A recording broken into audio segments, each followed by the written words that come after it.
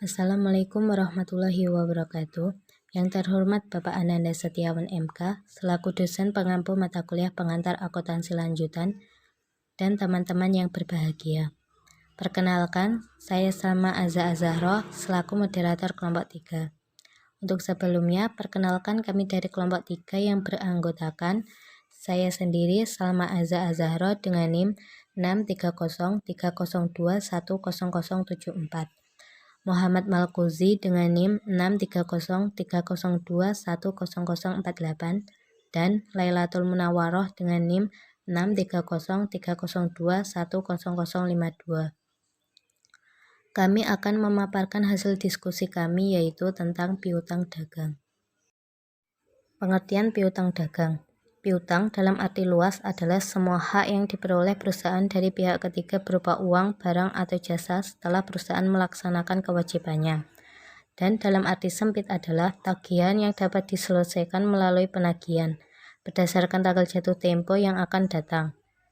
Piutang dagang adalah jumlah yang harus dibayar pembeli kepada perusahaan sebagai akibat dari penjualan barang atau jasa atau pemberian kredit kepada debitur.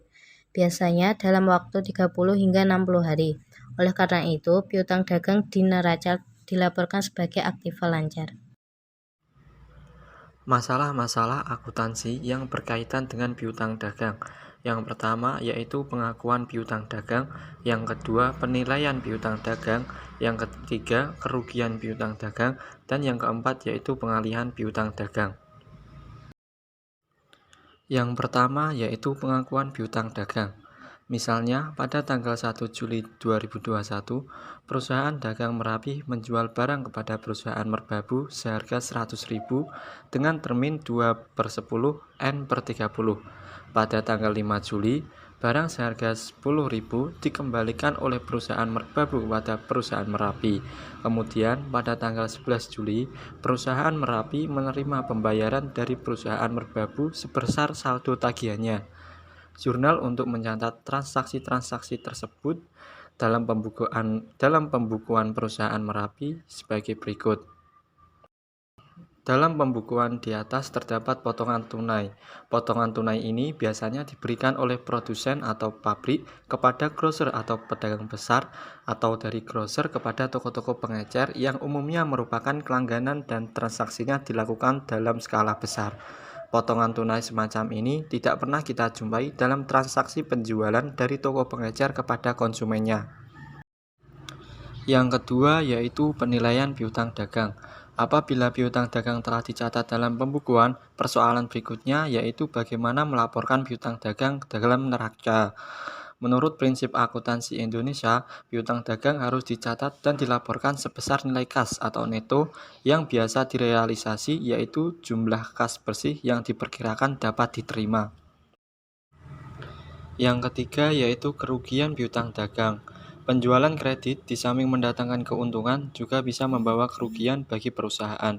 Penjualan secara kredit akan menguntungkan perusahaan karena lebih menarik bagi calon pembeli, sehingga volume penjualan meningkat yang berarti menaikkan penjualan perusahaan. Di sisi lain, penjualan secara kredit seringkali mendatangkan kerugian, yaitu apabila si debitur tidak mau atau tidak mampu melaksanakan kewajibannya. Kerugian ini dalam akuntansi dikenal dengan berbagai nama, seperti kerugian piutang, biaya piutang tak tertagih, dan biaya piutang ragu-ragu. Nomor 4 yaitu pengalihan piutang dagang. Dalam keadaan normal, piutang diterima pelunasannya dalam bentuk kas dan rekening piutang yang bersangkutan dihilangkan dari pembukuan. Akan tetapi, apabila piutang telah berkembang menjadi sedemikian besar jumlahnya, maka penyelesaian piutang dengan cara normal perlu diubah. Perusahaan-perusahaan yang memiliki piutang dalam jumlah besar seringkali berusaha untuk mempercepat penerimaan kas dari piutangnya dengan cara menjual atau mengalihkan piutang tersebut kepada perusahaan lain, sehingga dapat segera memperoleh kas dan dengan demikian memperpendek jarak siklus operasi dari kas ke kas.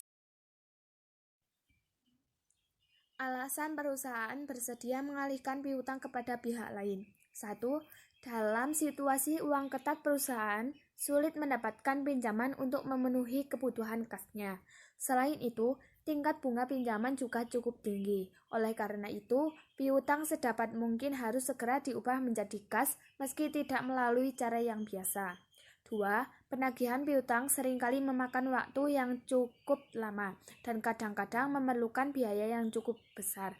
Oleh karena itu, perusahaan bersedia menerima kas yang lebih kecil dari jumlah yang seharusnya diterima dari piutang, asalkan kas dapat diterima lebih cepat. Keuntungan yang diperoleh pihak penjual apabila penjualan dilakukan dengan kartu kredit. 1.